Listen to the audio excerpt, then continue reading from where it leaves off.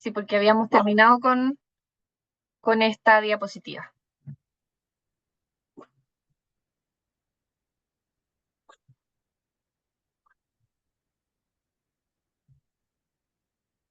Ya, denme un segundo para calmar a esta loca.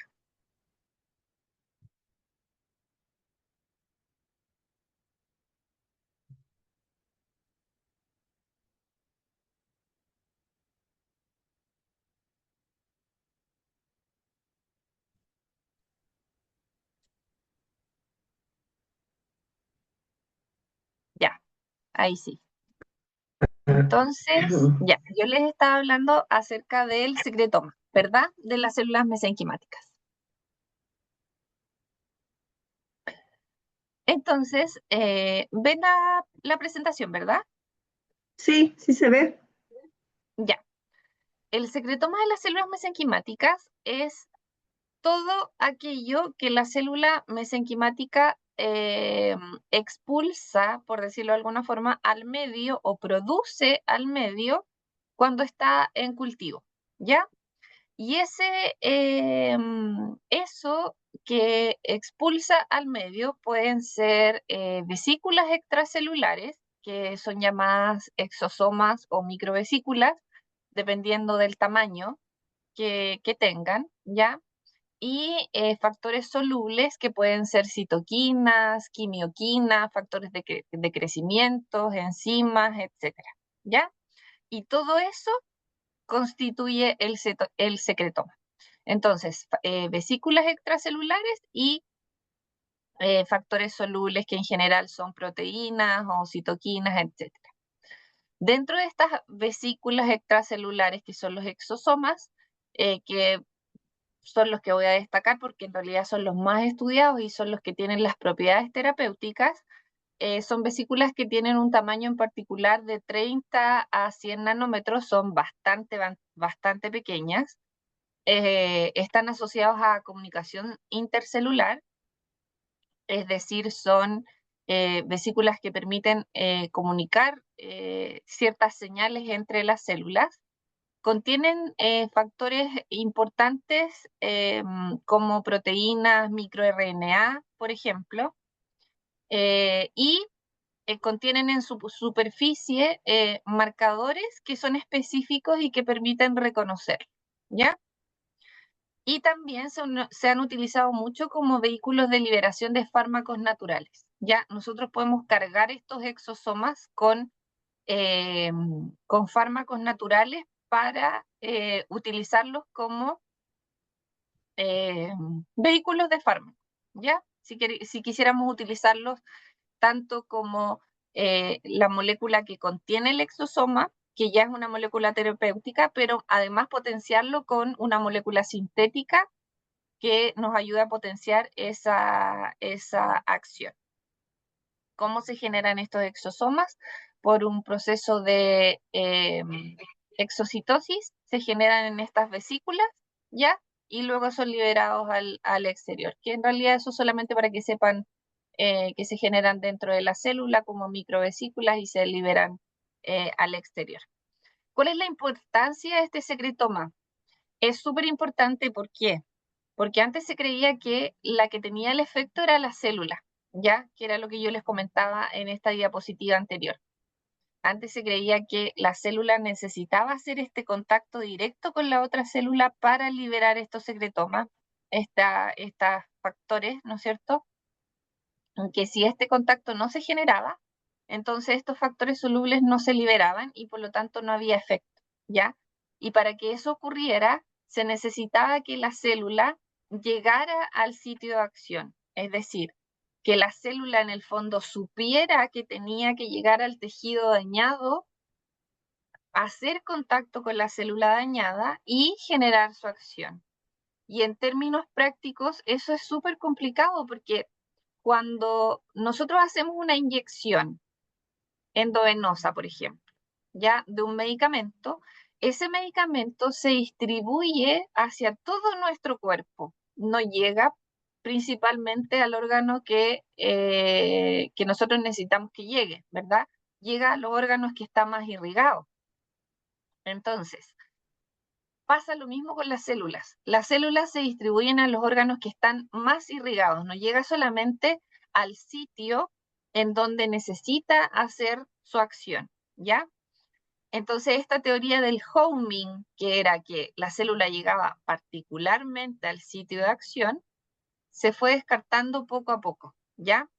Y se descubrió que este secretoma era el que tenía también las mismas propiedades o más propiedades terapéuticas que la misma célula. Y eso también destraba un poco el uso terapéutico de estas células, porque trabajar con células desde el punto de vista ético es mucho más complejo que trabajar con el secretoma, ya que el secretoma son moléculas que nosotros podemos inyectar, que es muy distinto a inyectar células en un paciente. La probabilidad de que una célula se diferencie a un, a un tipo celular que nosotros no necesitamos y se genere, por ejemplo, un tumor, siempre es un miedo cuando se inyecta una célula, ¿ya? Si bien se sabe que las células mesenquimáticas son multipotentes, por lo tanto, no deberían generar teratomas, en terapias que son crónicas siempre existe ese miedo de que pudieran diferenciarse y generar alguna especie de tumor, ¿ya? Aunque eso no se ha visto mucho en las células mesenquimáticas, siempre es un miedo que tienen los pacientes cuando se inyectan células. Entonces, desde el punto de vista práctico, trabajar con el secretoma es mucho más fácil y que el secretoma mantenga las mismas propiedades terapéuticas que las células es una ventaja bastante grande, ¿ya? Y esta es una diapositiva que es muy importante, que obviamente no tienen por qué memorizarse, la verdad, porque van a tenerla siempre ahí para que ustedes la puedan ver, pero habla un poco de todas las propiedades terapéuticas que se han estudiado y que se han visto que tienen las células mesenquimáticas y también el secretoma de las células. Miren, por nombrar algunas, tienen propiedades antimicrobianas, tienen propiedades inmunosupresoras, tienen propiedades antioxidantes, antiangiogénicas, eh, proangiogénicas, de neovascularización, es decir, no angiogénicas. El, la angiogénesis es la generación, como les decía, de nuevos vasos a partir de los ya existentes, pero la neovascularización es la generación de vasos nuevos desde cero, donde no habían vasos. Y eso es muy distinto, eso es muy difícil de lograr, ¿ya? Y eso también lo generan las células madres. Eh, Son capaces de inhibir la apoptosis, tienen propiedades inmunomoduladoras, o sea, eh, son muchísimas las propiedades. Tienen propiedades antiinflamatorias. eh, Fíjense toda la cantidad de citoquinas que son capaces de alterar, ¿ya? Son muchísimas, muchas, muchas, muchas, muchas. Ahora, ¿cómo relacionamos todas estas propiedades con las patologías del sistema nervioso central o las propiedades o las enfermedades neurodegenerativas?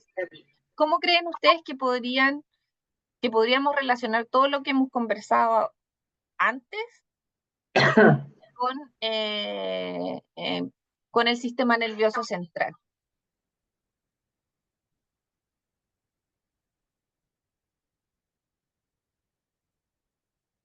La primera pregunta, ¿tendremos células madres en el sistema nervioso central? Yo creo que sí. La neuroplasticidad Ya, tendrá que ver con eso. ya, sí, un poquito, sí.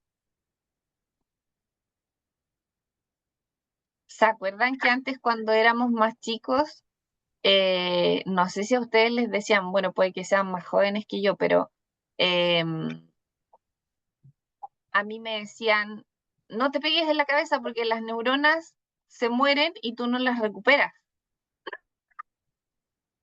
¿Se acuerdan? ¿O ustedes nacieron con la premisa de que las neuronas sí se regeneran? Yo no. Yo también nos dijeron, incluso en la universidad, casi no había regeneración celular, era muerte nomás. Y ahora es Así, fantástico que todo se regenere.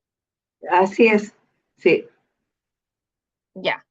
Hasta hace poco tiempo atrás se creía que las neuronas no se regeneraban, ¿verdad? sí, Pero, pero hoy en día sabemos que sí hay células madres en el sistema nervioso central, ¿ya? Y las células madres en el sistema nervioso central se encuentran en dos zonas, en el bulbo olfatorio y en el hipocampo, ¿ya? Y estas progenitores neurales, que también son células madres multipotentes, ¿ya? No son, recuerden, eh, la diferenciación que yo hice al principio, ¿ya? Que eso quiero que les quede súper claro. Cuando yo hablo de células madres adultas, siempre estoy hablando de células madres que son multipotentes, ¿ya? Que tienen cierta capacidad restringida de diferenciarse. Por eso es que en muchas partes se habla de progenitores, ¿ya? De células madres como progenitores tanto, porque van a dar origen a cierto tipo de célula en particular. No se pueden diferenciar a todo tipo celular. Ahora, sí hay una metodología y de hecho hay unos investigadores que se ganaron un premio Nobel por la reprogramación de células somáticas hacia células madres totipotenciales, que es la reprogramación de células madres con factores de crecimiento.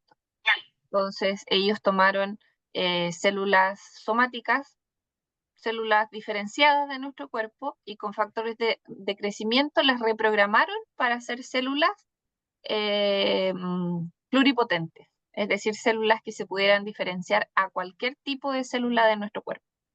Y ellos se profe, ganaron un premio Nobel por eso. ¿Mm? profe, una consulta, dos consultas. Una, ¿por qué solamente en el bulbo olfatorio y el hipocampo estarían estas células madre? Y la otra consulta es en relación a la totipotencialidad, que lo encuentro fantástico. Eh, en este minuto, ¿en qué está eso? Porque eso ya es, o sea, yo no había escuchado que se habían ganado el premio Nobel y todo lo demás, pero la totipotencialidad, eso es increíble. Claro. Em, mm, Estructuralmente se ha descubierto hasta ahora que solamente en el bulbo olfatorio y en el hipocampo están las células madres, ¿ya? Yo no les podría asegurar que de aquí a un par de años más se descubra que en otras zonas del cerebro existan células madres. Hasta ahora se ha descubierto que solo en el bulbo olfatorio y en el hipocampo, ¿ya? Eso es lo que está investigado hasta ahora.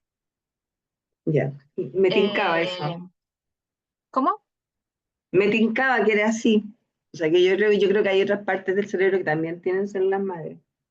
Podría ser, podría ser, pero la investigación en cerebro o toda la investigación que es a nivel de neuro, yo creo que ustedes ya lo han escuchado del profesor Marcelo, es súper compleja.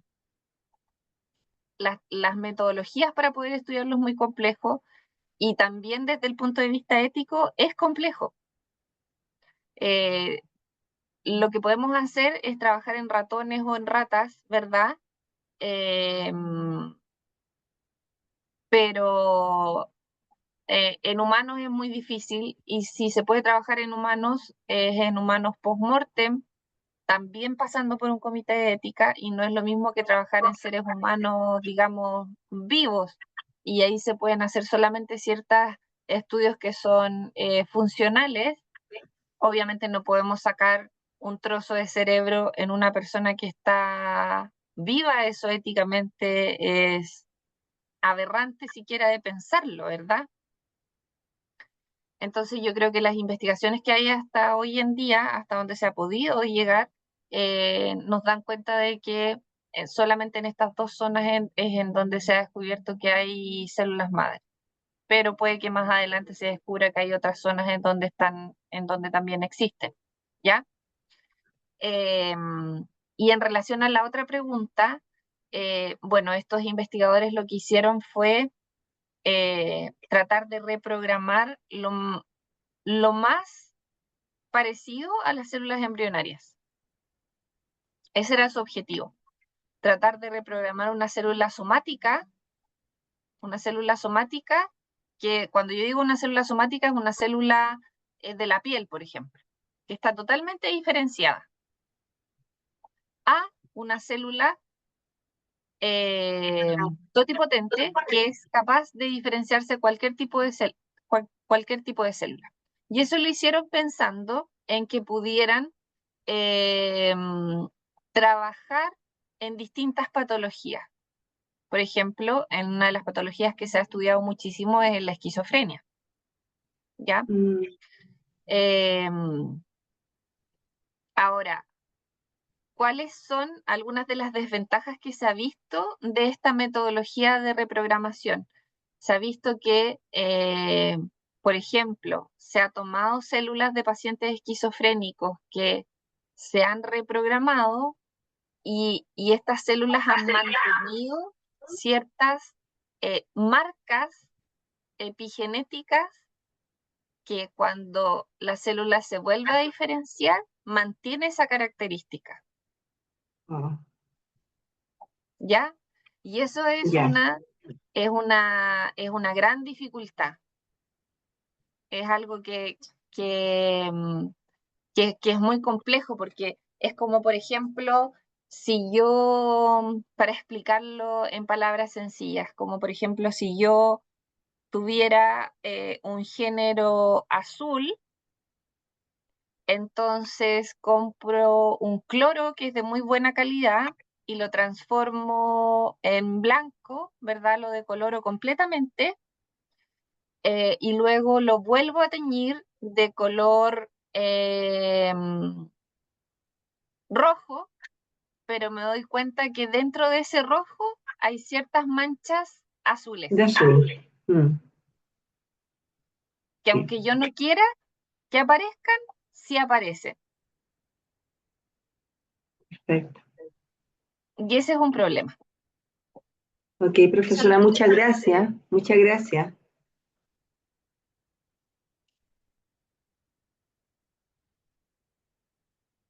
¿Alguna otra duda?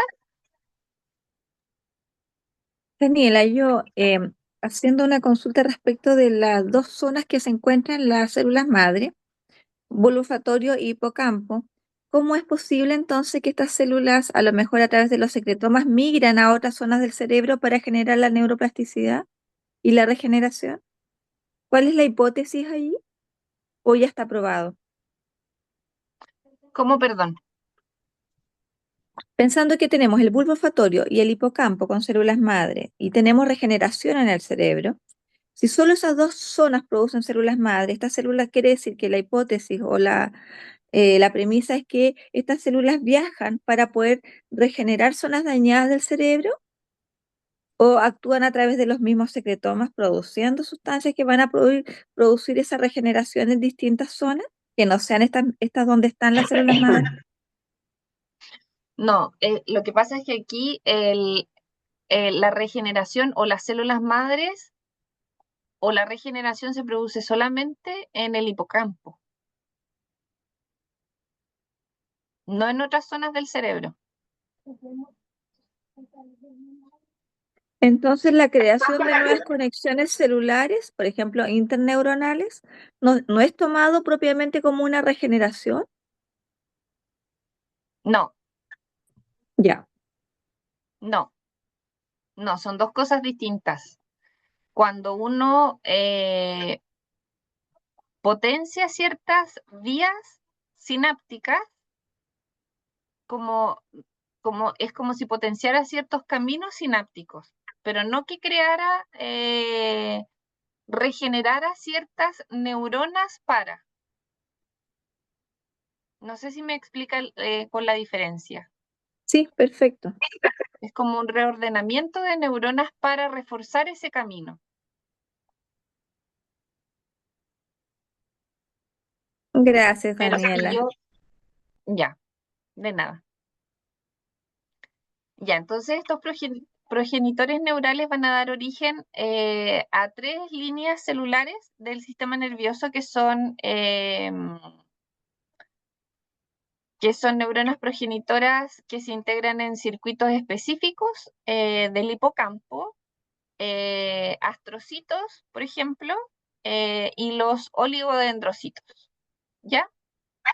Esas son las tres neuronas dan origen, o sea, a las cuales se diferencian estas células madres que están presentes en el bulbo olfatorio y en el hipocampo. ¿Ya? Así como les mostraba yo antes, por ejemplo, que las distintas líneas dan origen a neuronas o a glóbulos rojos, las que están presentes acá en el hipocampo van a dar origen a estas tres principales eh, tipos celulares. ¿Ya?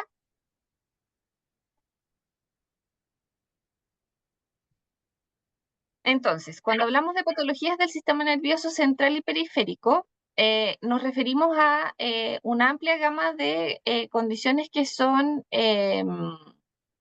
debilitantes, ¿no es cierto?, del sistema nervioso central y periférico y que van a generar daño a nivel de distintas zonas del sistema nervioso, ya sea que van a generar muerte celular, van a generar, por ejemplo, o facilitar inflamación dentro del sistema nervioso central, van a generar defectos a nivel del ADN o del ARN, alteración de la homeostasis energética o daño a nivel de las mitocondrias, por ejemplo, anormalidades del citoesqueleto, generación de proteínas aberrantes, por ejemplo, sinapsis defectuosas o agregación de proteínas también aberrantes, ¿ya? Todas esas eh, características se podrían dar dentro de las enfermedades neurodegenerativas que nosotros conocemos. Denme un segundo, por favor.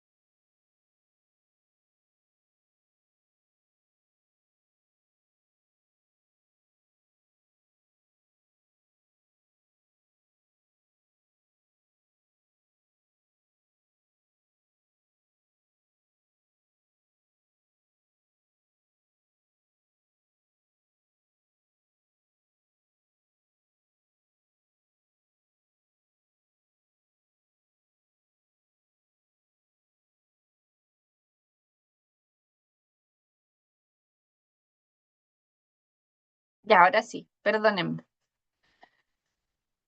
Ya, continuamos. Entonces, les mencionaba que dentro de todas las enfermedades neurodegenerativas nos podemos encontrar con que puedan existir todas estas alteraciones.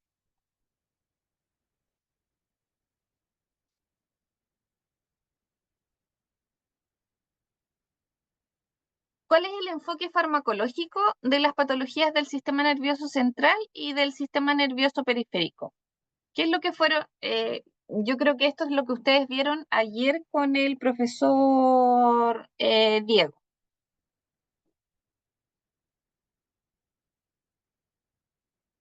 ¿Cuál es el enfoque que se le da ahora a las patologías del sistema nervioso central y periférico?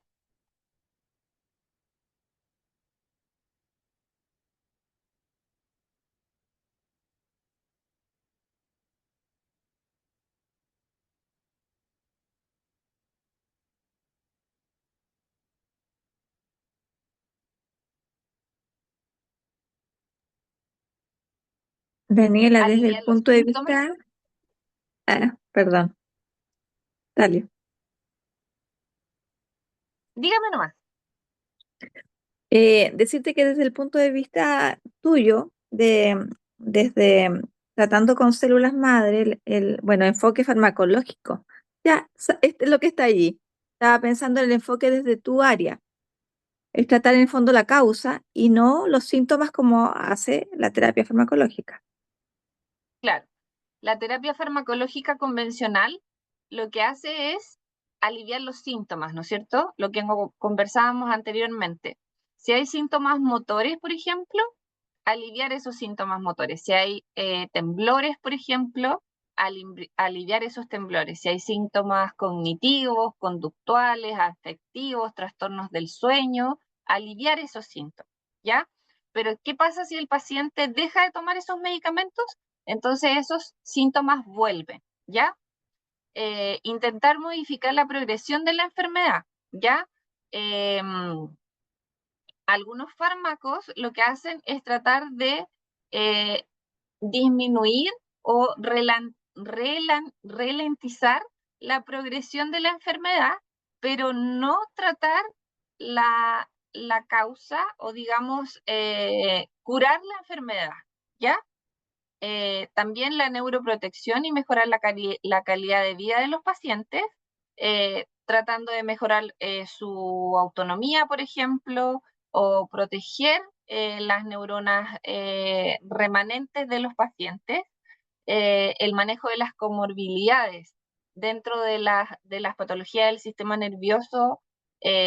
Sabemos, ¿no es cierto?, que hay un montón de otras comorbilidades que se presentan en los pacientes.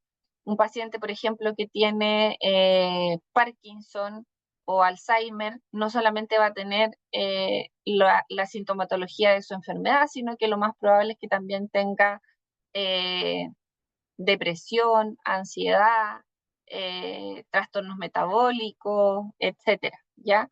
Y todas esas comorbilidades también hay que enfrentarlas con una terapia farmacológica, ¿ya? Y de todo eso es lo que se preocupa el enfoque farmacológico tradicional de estas patologías hoy en día. ¿Qué es lo que trata de hacer eh, la terapia con medicina regenerativa? Es tratar de enfocarse en una cura definitiva de estas patologías, o al menos que sea más prolongada en el tiempo que los fármacos convencionales. Entonces, ¿qué es lo que sabemos de de la enfermedad de Alzheimer a grandes rasgos? ¿Conocen algo de la enfermedad de Alzheimer?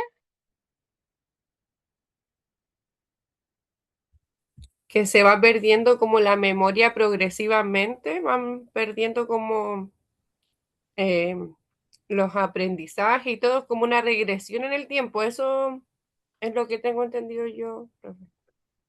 Ya, dentro de la sintomatología, ¿no es cierto?, de los pacientes es que ellos van perdiendo su autonomía, van perdiendo la memoria, como decía la compañera, eh, Eso como a nivel de sintomatología. A nivel molecular, de lo que sucede en el cerebro de estas personas, nosotros podemos ver, ¿verdad? Acá en esta imagen a la izquierda, un cerebro de una persona sana, ¿verdad?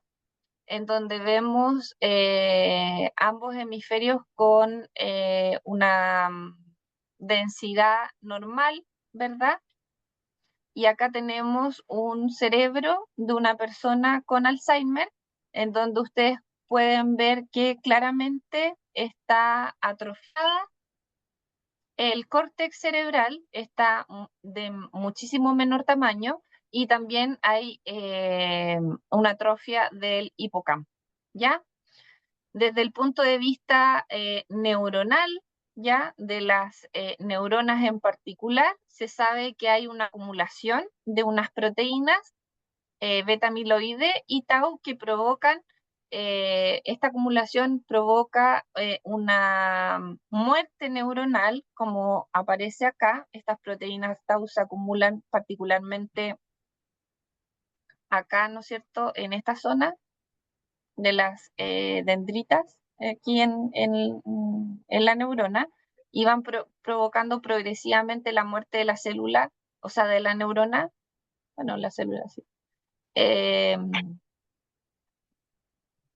Y la muerte, la acumulación de estas proteínas, tanto en esta zona como en el axón, obviamente van a dificultar tanto la conexión con otras neuronas, ¿verdad?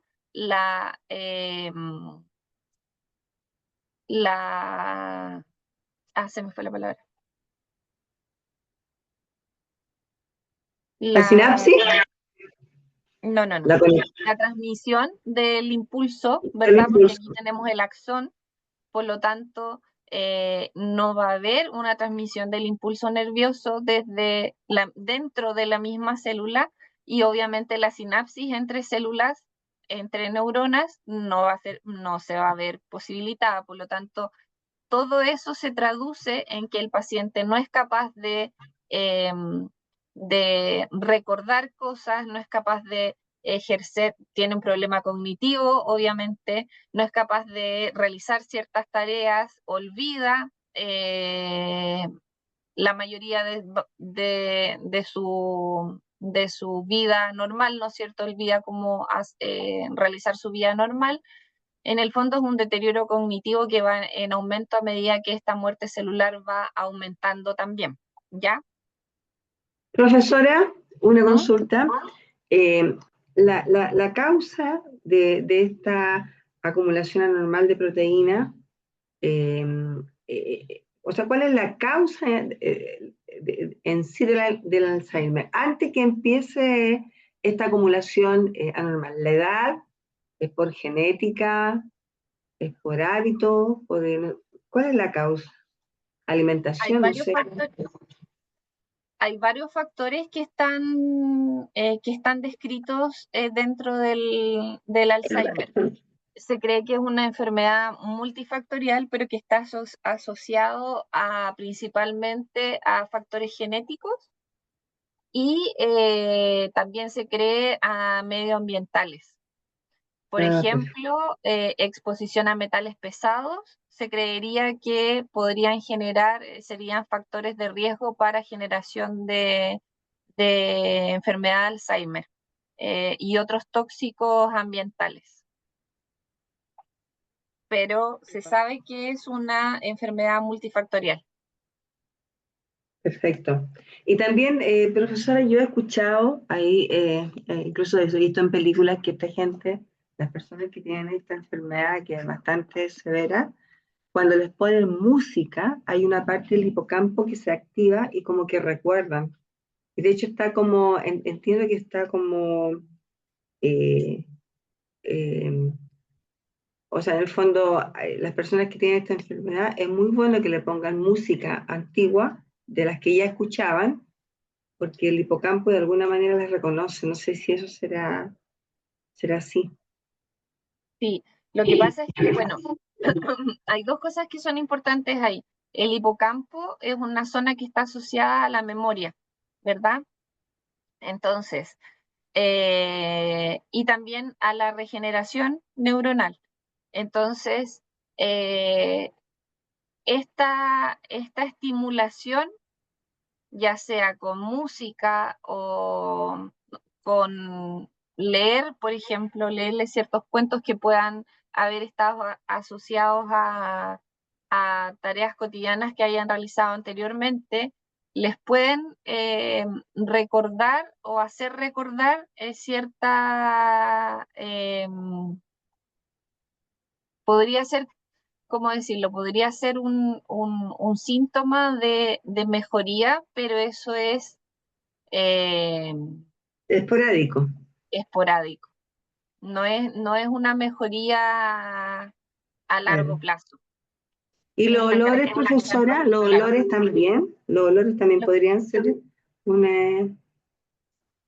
los olores característicos, pero tendrían que ser olores que están asociados a a algo que ellos? ellos hayan vivido en el pasado? No puede ser un olor random, digamos. No, tiene que ser un olor que ellos, claro, claro, Tiene que ser algo que esté en su memoria. perfecto. Muchas gracias, profesora. Muchas gracias. De nada. Entonces, la acumulación de estas proteínas genera tanto esta muerte neuronal como también una neuroinflamación crónica, ¿ya? Entonces sabemos que cuando existe esta neuroinflamación o una inflamación crónica en cualquier parte de nuestro cuerpo, se generan distintos mecanismos de destrucción de los tejidos, porque cuando hay inflamación crónica se generan radicales libres y estos radicales libres generan una reacción en cascada, ¿verdad?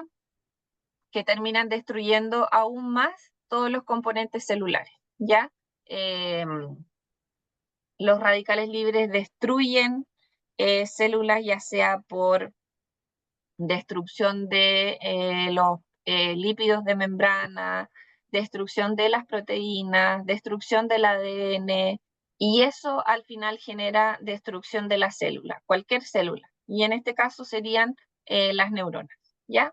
Una de las enfoques de las terapias con células mesenquimáticas en la enfermedad de Alzheimer es precisamente la disminución de la neuroinflamación, ¿ya? Y precisamente en base a eso, el enfoque de la terapia con células madres en enfermedad de Alzheimer primero se trata o se basa eh, en el reemplazo de neuronas muertas, y eso es muy importante porque aquí hay una gran diferencia con las terapias convencionales, porque ninguna de las terapias convencionales apunta al reemplazo de neuronas muertas. Quiero destacar aquí también que todo lo que yo les presento acá son estudios que se han realizado en animales, ¿ya? En ratones. Entonces, reemplazo de neuronas muertas, neuroprotección y modulación de la neuroinflamación, ¿ya? Todas las características que vimos antes que se generan en la enfermedad de Alzheimer son las que nosotros tratamos de revertir con el uso de células mesenquimáticas en estos modelos murinos de Alzheimer, ¿ya? ¿Qué es lo que presentan estos modelos murinos de Alzheimer? Depósitos de beta-amiloides, neuroinflamación, pérdida de tejido neuronal y deterioro cognitivo. Ahora, ¿por qué hago este enfoque? ¿Por qué? Porque ustedes me podrían decir, por ejemplo, ¿cómo podemos asegurarnos nosotros que los modelos murinos van a ser igual o los resultados que obtengamos en modelos murinos van a ser los mismos que nosotros obtengamos en pacientes? Y eso es una pregunta súper válida. Y es una pregunta que nosotros también nos hacemos como científicos cuando trabajamos con modelos murinos, ¿ya?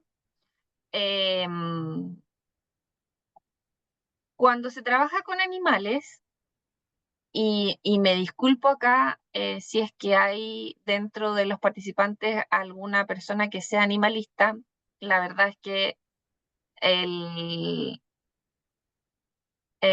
lamentablemente, cuando se hacen estudios clínicos, y la colega acá que es químico farmacéutico me podrá respaldar en eso, los estudios clínicos que son de fase 1, fase 2, fase 3 y fase 4, que permiten registrar medicamentos, sí o sí necesariamente piden que las pruebas de fase 1 se realicen en animales.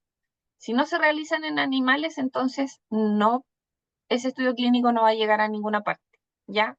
No podemos, éticamente no se puede pasar a probar un medicamento directamente en humanos si es que no se ha probado primero en animales. Ahora, eso tampoco es al lote, ¿ya? Hay un comité de ética en donde uno presenta todos los estudios que se van a hacer, uno tiene que justificar el por qué va a hacer esas pruebas, tiene que justificar el bienestar animal, no es hacer cualquier cosa en los animalitos, ¿ya? Uno está preocupado siempre del bienestar animal cuando hace todos sus experimentos, ¿ya? Entonces, la similitud que tienen tanto en las vías metabólicas como en las respuestas fisiológicas que tienen los ratones con el ser humano es casi de un 99%. Por lo tanto, los resultados que nosotros podamos obtener en ratones o en ratas cuando se hacen estos experimentos son muy extrapolables a seres humanos, ¿ya? Entonces, en los modelos murinos de Alzheimer se generan estas mismas 4 características que se presentan en pacientes que tienen enfermedad de Alzheimer y que son importantísimas para poder probar estas terapias.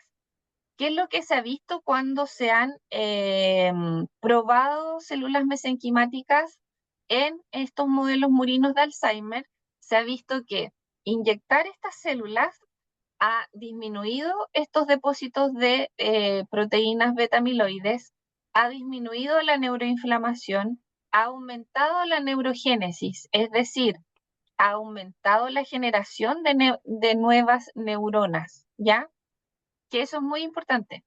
Ha aumentado la plasticidad sináptica y por lo tanto, producto de todo esto, ha mejorado la función cognitiva, ¿ya? Es decir, el inyectar estas células madre mejora todos estos parámetros de raíz. Estamos atacando la base de la enfermedad. Mejorar la neurogénesis y disminuir los depósitos de beta-amiloides no es tratar los síntomas de la enfermedad, es tratar la causa de la enfermedad, que no es lo que hacen la terapia farmacológica convencional, ¿ya? Perdón.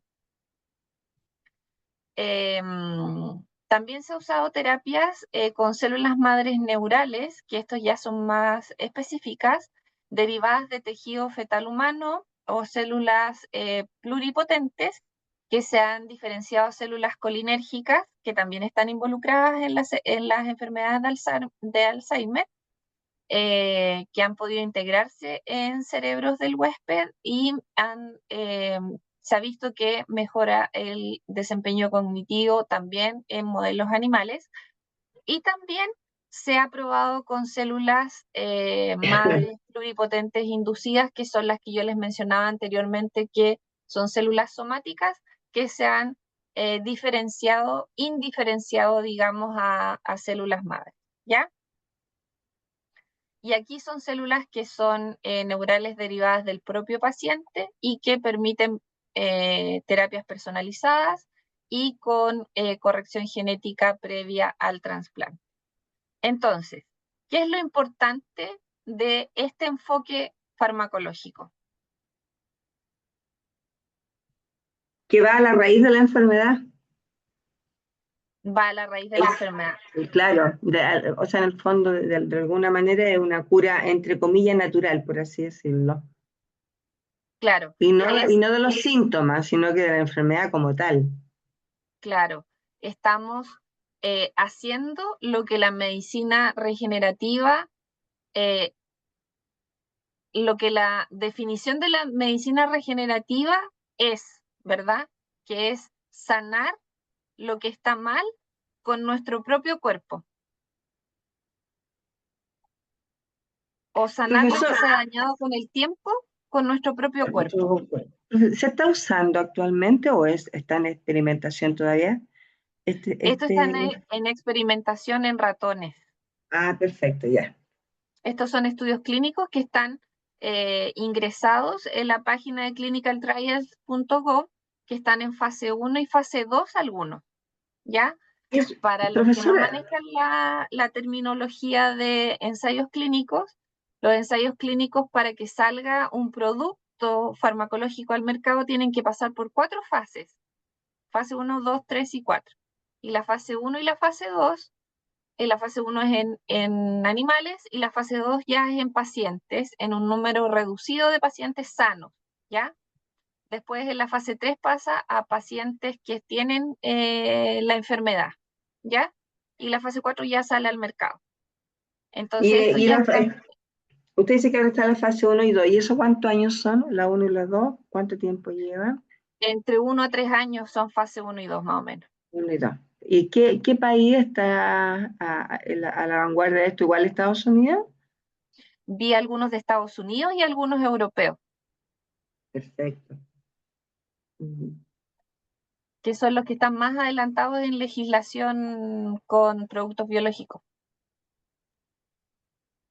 Daniela, respecto de las maravillas de estos tratamientos innovadores, ¿cuáles serían las principales desventajas que encontramos para poder, aparte de los costos, para poder trabajar o implementarlos en las enfermedades o patologías estudiadas?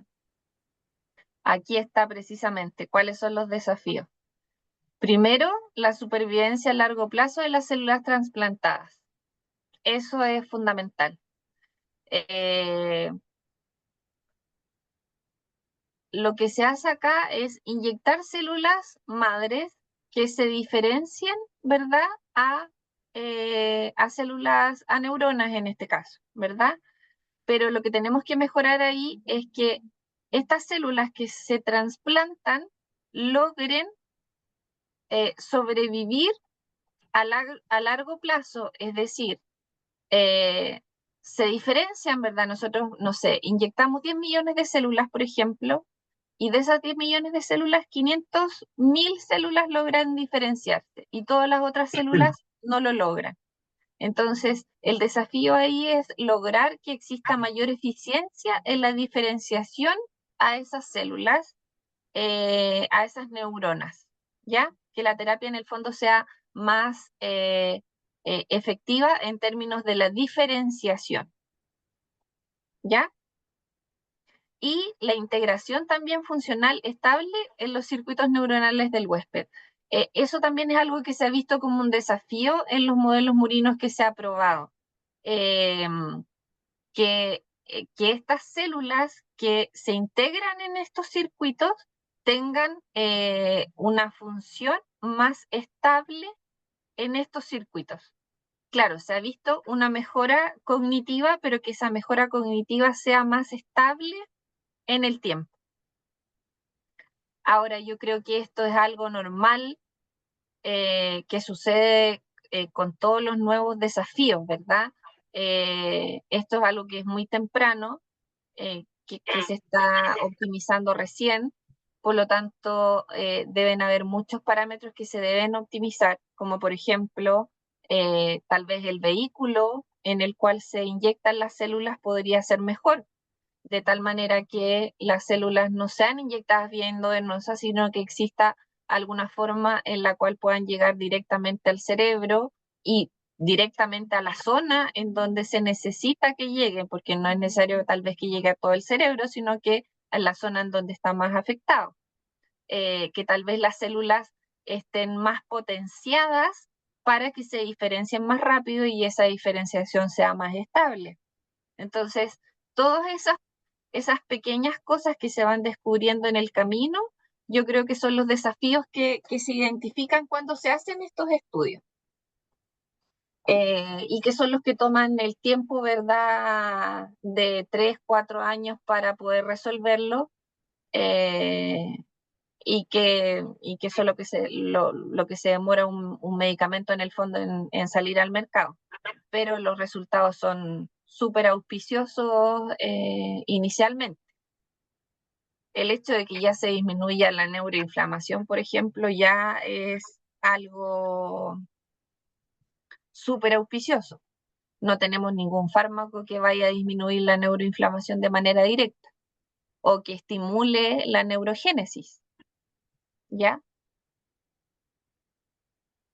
No sé si contesté su Perfecto, pregunta, perfecto, gracias, Daniela. ¿Y ¿sí? sabes si hay algún fármaco que se esté estudiando ahora que esté en vías de utilizarse en seres humanos? Bueno, algún nuevo fármaco, alguna estudio célula madre que se esté estudiando en este minuto? ¿En humanos? Sí, No, no tengo conocimiento de eso. No encontré es una ningún pena. ensayo No hemos clínico, llegado ahí entonces. no encontré ningún ensayo clínico en humanos, pero puedo buscar nuevamente en clinical trials y ver, yo lo busqué hasta ayer y no encontré, pero podría ser una búsqueda más exhaustiva y compartirle si es que encuentro algún resultado, pero hasta el momento Gracias. no lo vi. Teniendo en cuenta que los fármacos se demoran desde que comienza la investigación hasta que se llevan al mercado aproximadamente 10 años, más o menos. Entonces, todavía no hemos llegado a ese nivel estamos en ratones, entonces, estudios clínicos en animales. Sí, fase 1, fase 2. Gracias. De nada.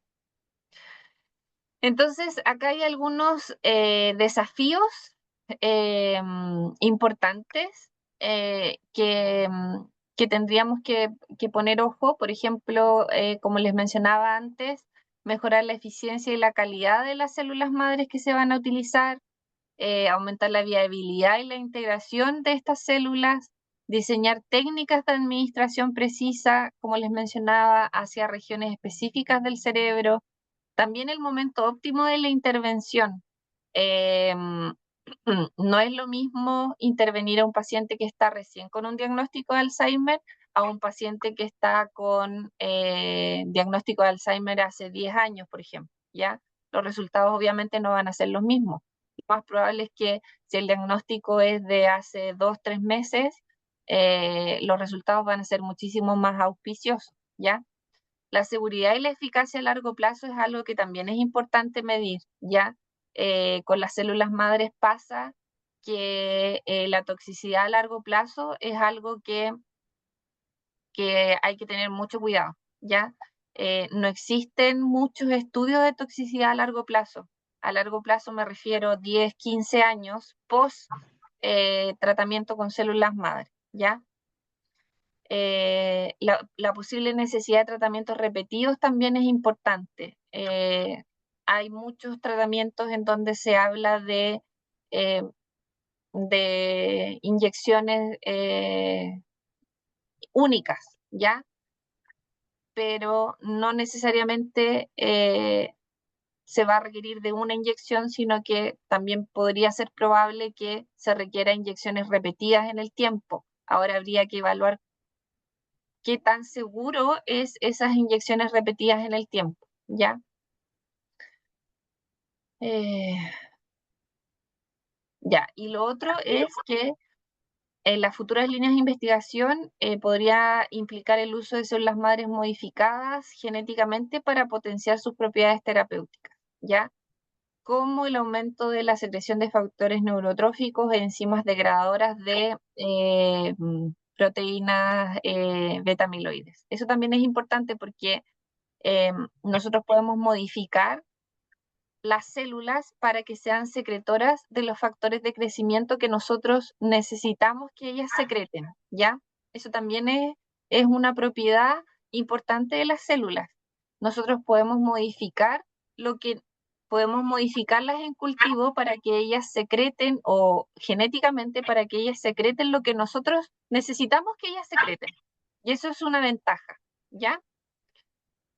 Y así podemos potenciar esa terapia también.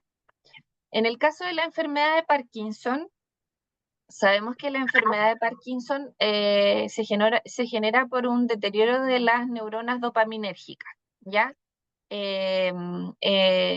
Acá tenemos principalmente como sintomatología problemas motores, en particular este temblor característico de las manos, ¿verdad? De las extremidades. Y esto se da generalmente por este deterioro, como les mencionaba, de las neuronas dopaminérgicas. Esta enfermedad de Parkinson se define como un trastorno neurodegenerativo crónico y progresivo del sistema nervioso central, también caracterizado por la degeneración de neuronas dopaminérgicas de la sustancia negra y la consiguiente disminución de dopamina en los ganglios basales, ¿ya? Lo que produce estos síntomas motores, como rigidez, temblor en reposo, alteraciones de la marcha, etc. ¿Cuál es el enfoque que se ha hecho del uso de células madres en esta enfermedad de Parkinson? Se han utilizado, por ejemplo, células madre embrionarias, ya en los países en donde se puede utilizar esto. La evidencia que se ha visto en estos modelos es que se ha diferenciado a neuronas dopaminérgicas y se han trasplantado en el estriado modelos de Parkinson, de enfermedad de Parkinson. El beneficio que se ha visto es que estas neuronas, o sea, estas células son capaces de sobrevivir y se integran en el tejido del huésped y recuperan su funcionalidad, ¿ya? Lo que hace que, obviamente, el paciente mejore su función motora, ¿ya? Entonces aquí también estamos hablando de que estamos en el fondo reemplazando estas neuronas dopaminérgicas dañadas por neuronas dopaminérgicas funcionales que se integran en estos circuitos dañados y que son neuronas que son funcionales, ¿ya? Y al ser neuronas dopaminérgicas funcionales, hacen que esta sintomatología de motora principalmente mejore en el paciente, ¿ya? Porque al dañarse estas neuronas dopaminérgicas, obviamente dejan de producir dopamina, ¿verdad? Y se genera toda esta sintomatología. Estas células madres embrionarias se inyectan en el paciente, son capaces de diferenciarse, integrarse en los circuitos y generar dopamina y mejorar esta función cognitiva, o sea, esta función motora en los pacientes, ¿ya? ¿Cuál es el desafío principal acá? El riesgo de tumorigenicidad. Pero ese riesgo está asociado principalmente al uso de células madre embrionarias, ¿ya? ¿Se acuerdan lo que hablamos al principio de las células madres embrionarias? Que tenían la capacidad de diferenciarse a todos los tipos celulares, ¿ya? Ese es el riesgo de usar estas células madre embrionarias. Por lo tanto, acá, si usáramos otro tipo de células madre, lo más probable es que este riesgo de generar tumores sea muchísimo menor, ¿ya? Otro desafío es que hay una variabilidad grande en la eficiencia de la diferenciación y la supervivencia del injerto. Eso también es un gran desafío, ¿ya? También se han usado células madres pluripotentes inducidas, estas que, ¿no es cierto?, son somáticas y se indiferencian. Son células que luego se han diferenciado a neuronas dopaminérgicas, son trasplantadas en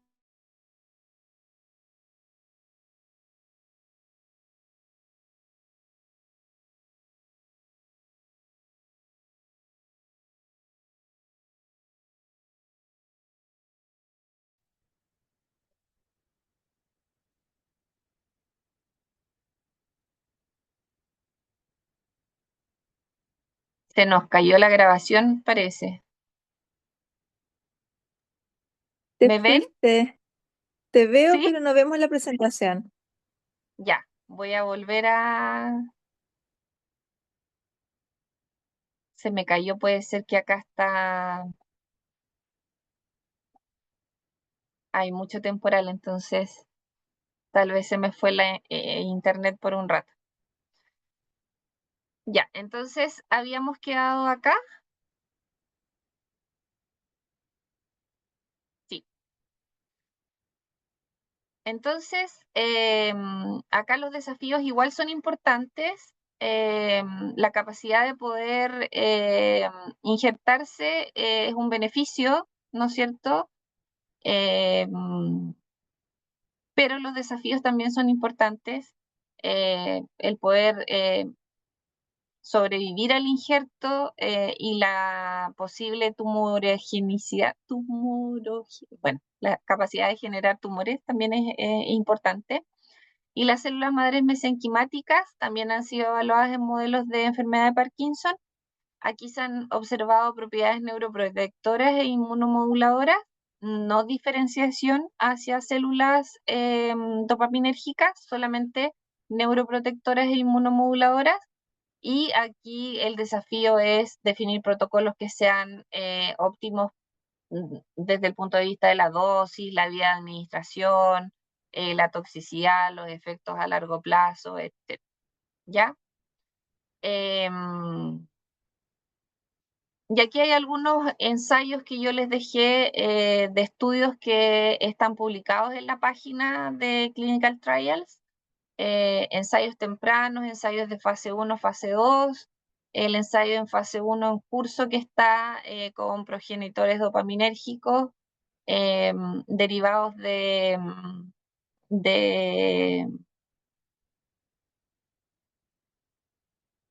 derivados de células mesenquimáticas embrionarias, ¿ya? En donde se evalúa la seguridad y la eficacia. Estos resultados aún están pendientes. Acá hay un ensayo de fase 1, fase 2, y estos son ensayos tempranos. Pero si ustedes se fijan, el hecho de que ya se estén realizando ensayos clínicos, que estén registrados dentro de la página de Clinical Trials, eso significa que ya esta terapia con células madres en enfermedades neurodegenerativas está avanzando, algo que hace años atrás era casi imposible pensar, ¿ya?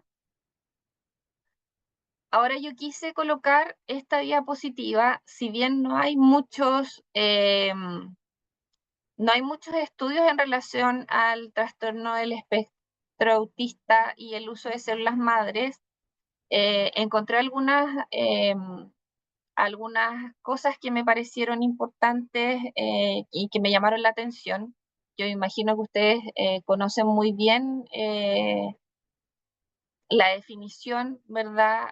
Quizás mejor que yo este tema. Eh, el trastorno del espectro autista es un trastorno del neurodesarrollo de origen multifactorial en el que convergen varias alteraciones que pueden ser de origen genético y también ambiental y que, bueno, afectan varias funciones a nivel del sistema nervioso como sinapsis, conectividad cerebral, equilibrio entre neurotransmisión excitatoria e inhibitoria, ¿ya? Y todos estos cambios o estas alteraciones dan origen a cambios que pueden ser patrones atípicos y procesamientos de la información que pueden conllevar a ciertas alteraciones o conductas que pueden ser repetitivas o restringidas, ¿ya? Lo que yo pude encontrar del uso de terapias de células madres, en particular de células mesenquimáticas y progenitores neurales, y que han demostrado potencial en estudios preclínicos para modular el sistema inmunitario y promover la plasticidad sináptica y mejorar los resultados conductuales en modelos animales de TEA. También aquí seguimos hablando de modelos conductuales en modelos animales, ¿ya? No en seres humanos, ¿ya?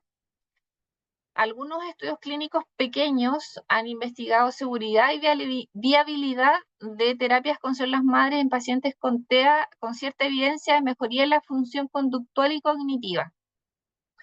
Ahora, yo no le quise dar mayor realce a esto porque son estudios que son muy limitados porque los tamaños muestreales son muy pequeños, ¿ya? Algunos de estos estudios incluso carecen de grupos control. Carecen de grupos control, y los grupos control dentro de una investigación científica son extremadamente relevantes para poder hacer las comparaciones necesarias desde el punto de vista estadístico para ver si es que realmente existe una mejoría o no con respecto a lo que ya existe, ¿verdad? Entonces, no me atreví a poder compartir los resultados que hay en relación a esto, ¿ya? Es por ello que comento acá que existe la necesidad de ensayos clínicos que sean más grandes y que estén mejor diseñados para establecer la eficacia y la seguridad de las terapias con células madre en personas que tengan trastornos del espectro autista. ¿Existe evidencia? Existen algunos ensayos pequeños, pero como les digo, yo no me atreví a manifestarles cuáles podrían ser los beneficios de estos porque no me pareció que fuera evidencia científica confiable para poder hacerlo. Algunos hablan de que mejora la plasticidad sináptica, que disminuye la neuroinflamación, que mejora la respuesta cognitiva porque hay un aumento de la neurogénesis. Sin embargo, eso no queda bien detallado ni bien explicado dentro de de la metodología experimental que se usa para.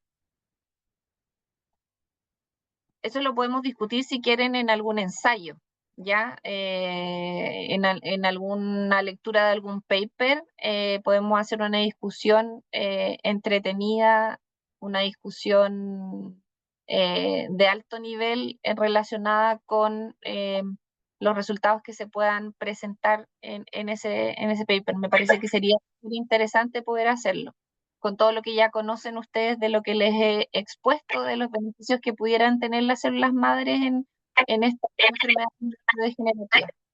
No sé si les parece una buena idea, si les parece una buena idea, nos podemos reunir en una nueva oportunidad, pero creo que es un tema que es súper sensible, que está muy reciente y que merece mucho respeto, por lo tanto tenemos que evaluarlo también con la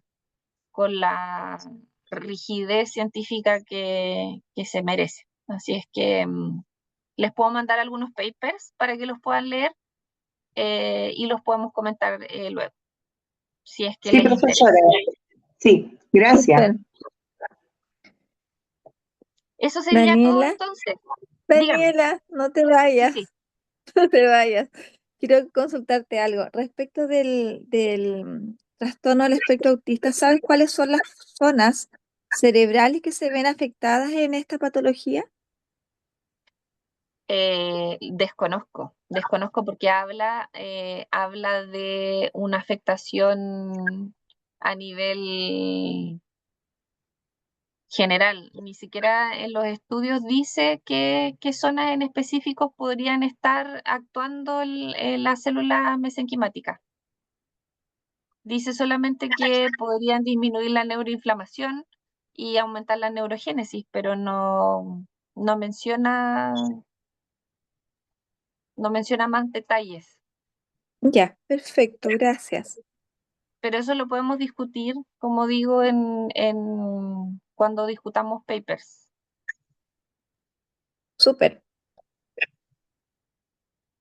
Si tienen alguna duda, mi correo aparece en la plataforma, me pueden escribir con toda confianza no tengo ningún problema en poder responder sus dudas. También, si quieren, nos podemos reunir por Teams. Si quisieran ahondar más en este tema, también asociado a otras patologías, yo lo he estudiado en psoriasis, en alopecia, en dermatitis, en hartas otras patologías. Tengo experiencia, si es que me contactan nomás, tengo toda la voluntad para poder explicarles lo que sea necesario. Gracias, profesora. Muchas gracias. Espero que haya sido de su gusto Sí. y nos vemos más adelante en otro módulo. Que tengan un Ok. bonito día, un bonito fin de semana. Igual, un Muchas gusto, gracias, Daniela. profesora. Un gusto. Sí, muchas Gracias, gracias. igual. Que estén muy bien. Abrazo.